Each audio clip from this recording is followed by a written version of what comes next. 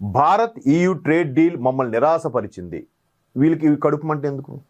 వీళ్ళు ఒకవైపు సుంకాల మీద సుంకాలు పెట్టేస్తుంటే ఈ ట్రేడ్ డీల్ ఏదైతే ఉందో దీనివల్ల మెడిసిన్స్, ప్రధానంగా ఎలక్ట్రానిక్ గాడ్జెట్స్, మరీ ప్రధానంగా కార్లు కూడా, రకరకాల కార్లు ప్రైస్లు కూడా చాలా తక్కువ రాబోతున్నాయి. ప్రపంచం అంతటా కూడా భారత్ మీదే మార్కెట్కి దృష్టి పెడుతుంది. ఎందుకంటే ప్రపంచంలో అత్యధిక జనాభా గల దేశం భారతదేశం. ఇక్కడ మార్కెట్ అట్లీస్ట్ ఒక 5% మార్కెట్ క్యాప్చర్ చేస్తే ఏ కంపెనీ అయినా బిలియన్స్ ఆఫ్ డాలర్స్ క్యాప్చర్ చేయగలుగుతుంది. సో అలాంటి భారత్ మీద పెట్టుబడులు పెట్టడానికి డీలు నిజంగా చరిత్ర లెక్కింపు దగ్గర డీల్ అనేది చెప్పాలి. అది బ్లూ ప్రింట్ కూడా రెడీ అయిపోయింది, ఒప్పందాలు చేసుకున్నారు. నిన్న ఉర్సు ఆమె ఒక మాత్రమే స్టేట్మెంట్ ఇచ్చింది. ప్రపంచం అంతటికి కూడా భారత్తో వ్యాపారం అంటే చాలా కీలకంగా మారింది. ప్రపంచ వాణిజ్య సిస్టమ్నే ఒక షేక్ చేయబోతుంది భారత్ అన్నట్టుగా కూడా ఒక స్టేట్మెంట్ ఇచ్చింది. అది వీళ్ళకి కడుపు మంట. వీళ్ళు ఒక్కసారి ఏం మాట్లాడో చూద్దాం.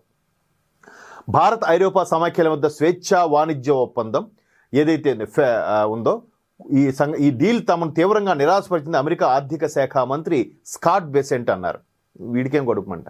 మీరు సుంకాలు తగ్గించండి, ఓవర్ యాక్షన్ పెంచకండి. దీనివల్ల బంగారం ఇప్పటికే 1,62,000 వెళ్ళిపోయిందండి.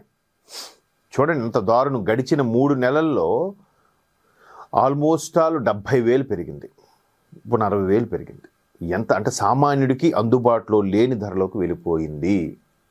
ఏదైతే సామాన్యుడికి అందుబాటులో లేకుండా ఒక కారు సామాన్యుడు కొనుక్కోలేడు, ఒక ఇల్లు సామాన్యుడు కొనుక్కోలేడు, ఆఖరికి బంగారాన్ని కూడా సామాన్యుడు కొనుక్కోలేని పరిస్థితికి వెళ్ళిపోయింది. బికాజ్ ఆఫ్ ఈ వెధవలు చేసే gimmicks, statements, up and downs, trade లైసెన్స్లు, ట్రేడ్స్ అప్ అండ్ డౌన్స్ అవ్వడం, షేర్ బ్రోకింగ్, స్టాక్ అన్నీ మొత్తం ఇది అవ్వడానికి కారణం ఈ దుర్మార్గుడితో పాటు ఆ ట్రంప్ కూడా.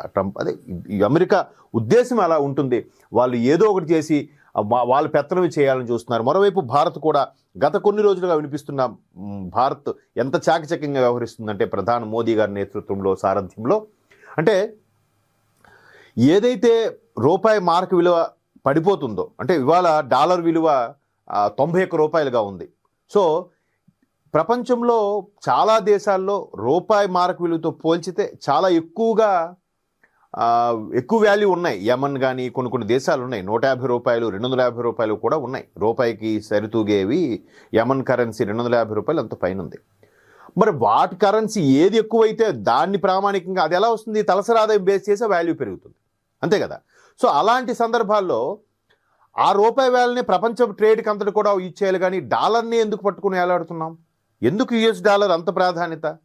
సో దాన్ని గట్టిగా మాట్లాడితే మరలా ఈ దుర్మార్గపు ఆలోచనలతో చేసి ఏది నాసాలో చంద్రుడు మేమే మొదట అడుగు పెట్టామని చెప్పి ఒక పిక్చర్ క్రియేట్ చేసేసి అన్ని దగ్గరలో మావే ఉన్నాయి, ఎక్కడైనా ఎవడైనా ఇన్వెన్షన్ కొనుక్కుంటే వాడికి డబ్బులు ఇచ్చి కొనేయడం మా దేశంలోనే జరిగిందని చెప్పడం, ఇట్లాంటి కుయుక్తులు డబ్బున్న దేశంగా పరిగణించడం వల్ల వీళ్ళు మేధావులు అవడం వల్ల ఇవంతా చేశారు. అయితే ఇప్పుడు దాన్ని డాలర్ కాకుండా ఒక కరెన్సీని తీసుకొచ్చి దాన్ని కుదేలు చేద్దామని ప్రయత్నం జరుగుతుందట. దాంట్లో భారత్, చైనా, రష్యా ఈ 3 కూడా ఒక తాటి మీదకి వస్తే అది ఎంతో దూరంలో లేదు, త్వరలోనే జరిగే అవకాశం కూడా కనిపిస్తుంది. చూద్దాం అది. సో వీటన్నిటి మీద వీళ్ళకి కడుపు మంట వెలగక్కుతున్నారు. మొత్తం మీద ఓ వార్తా సంస్థతో ఆర్థిక మంత్రి బెసెంట్ ఈ వ్యాఖ్యలు చేశారు. వాళ్ళకి ఏది ఉత్తమైందో వారు అది చేయాలి, కానీ యూరోపియన్లు నన్ను చాలా నిరాశపరిచారు అని అన్నారు. యూరోపియన్లు వీళ్ళతో చేయాలంట, భారత్ వాళ్ళతో చేయకూడదంట. గత ఏడాది భారత్ దిగుమలపై అమెరికా భారీగా సుంకాలు విధించిన సంగతి తెలిసిందే. తమలాగే భారత్పై అదనపు సుంకాలు విధించేందుకు అప్పుడు EU విముఖత వ్యక్తం చేసిందన్నారు. సొంత వాణిజ్య ఒప్పందం కోసం ముందుకెళ్లాలనే ఉద్దేశంతోనే వారు ఆ పని చేసేందుకు ఇష్టపడలేదన్నారు. అబ్బబ్బబ్బా, ఐరోపా యుక్రెయిన్ల ప్రజల కంటే వాణిజ్య ప్రయోజనాలకు ఎక్కువ ప్రాధాన్యం ఇచ్చిందన్నారు. రష్యా చమురు భారత్కు వెళ్తుంది, దాన్ని శుద్ధి చేసిన భారత్ చమురు ఉత్పత్తులు తయారు చేస్తుంది. ఇప్పుడు యూరోపియన్లు వాటిని కొనుగోలు చేస్తున్నారు. దీంతో రష్యా యుద్ధానికి వారు పరోక్షంగా నిధులు సమకూరుస్తున్నారు. అంటే వీడి బాధ అంతా ఎక్కడికి ఎన్నిసార్లు చెప్పినా ట్రంప్ టీంలో ఎవరో మాట్లాడిన కంటే రష్యాతో చమురు కొనుక్కుంటున్నాం, రష్యాతో ఇదే గోల. దేనికి తీసుకెళ్ళినా ఆవు వ్యాసం చదివాడట వెనకటికి ఎవడో, వాడికి ఏ వ్యాసం ఇచ్చినా ఆవు వ్యాసమే రాస్తాడంట. అలాగా వీళ్ళకి ఏది చెప్పినా రష్యా చమురు అంటే వీళ్ళు కడుపు అంటే ఏంటంటే రష్యా డెవలప్ రష్యాని వీడు ఏం వార్నింగ్ ఇవ్వలేడు. ఇరాన్కి ఇచ్చినట్టుగా రష్యాకి ఇమ్మనండి వీడు చూద్దాం, ఒక ఇజ్రాయెల్కి ఇమ్మనండి వీడు చూద్దాం, ఒక జర్మనీకి ఇమ్మనండి, అక్కడ మళ్ళీ తోక జాడించలేరు. కాబట్టి ఈ కడుపు మంటంతా రష్యా ఇంకా మహత్తరమైన దేశంగా, బలమైన దేశంగా ఎక్కడ అవతరించిపోతుంది? రష్యా, భారత్ ఎప్పుడూ చిరకాల మిత్రులే.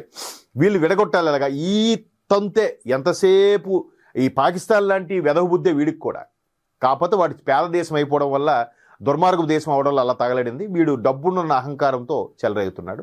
సో మొత్తం మీద భారత్ ఇది ఎందుకు ప్రస్తావించారంటే, భాజపా ప్రభుత్వం, ఎన్డీఏ భాగస్వాములతో కూడిన భాజపా ప్రభుత్వం నిజంగా EU సమాఖ్యతో ఒప్పందం కుదుర్చుకోవడం అనేది చరిత్రలో లిఖింపదగినది. నిజంగా రిపబ్లిక్ డే నెక్స్ట్ డే ఈ విధమైన ఒప్పందం కుదరడం అనేది కూడా చాలా ఇంపార్టెంట్. రాబోయే పరీక్షల్లో కూడా, కాంపిటేటివ్ పరీక్షలు కూడా ఇది చాలా ఇంపార్టెంట్గా మారబోయే ప్రశ్నోత్తరంగా నేను భావిస్తున్నాను.